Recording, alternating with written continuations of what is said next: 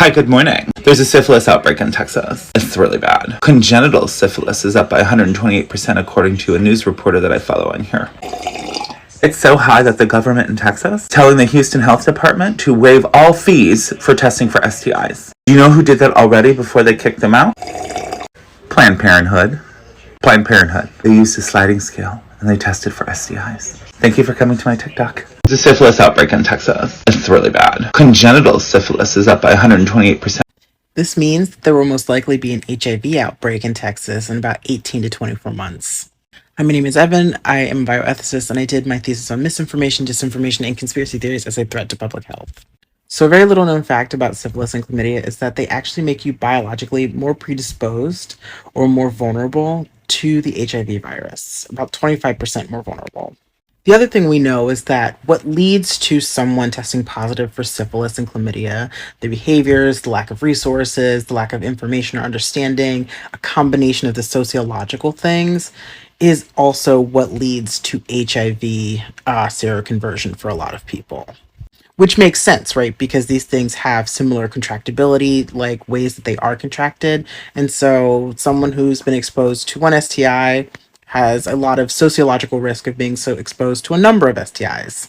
Now, the other thing you need to know about Texas is that there was a judge who just blocked the ability to access preventative care through insurance. Judge Rita O'Connor blocked the requirement that health insurance companies cover PrEP, which is a preventative medication that engages or stops the seroconversion to HIV, based on religious freedom laws. This also blocked cancer screenings, or certain kinds of cancer screenings, and screenings for diabetes. So the syphilis outbreak is actually just the start of a trajectory of a number of outbreaks or issues that are going to expand in Texas over the next 18 months to 5 years. Because with an outbreak of syphilis, we need to engage preventative methods to protect against that transition into HIV seroconversion, which means you should be expanding access to prevention, especially prevention medications, not rescinding or reducing it.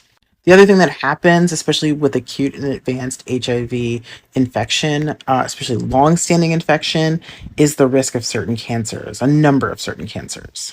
Also, if you have a history of certain cancers, HIV increases your risk of those cancers reoccurring.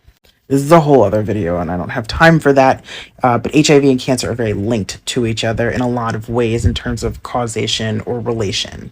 What's ultimately going to happen is there's going to be a population of people who are going to be triple tapped starting at this syphilis infection, and it's going to be ongoing throughout their life with at no point preventative methods stepping in or early detection methods being able to step in and disrupt a cycle.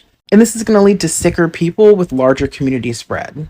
I didn't even have time to cover what long-standing syphilis infection does to you, especially your brain.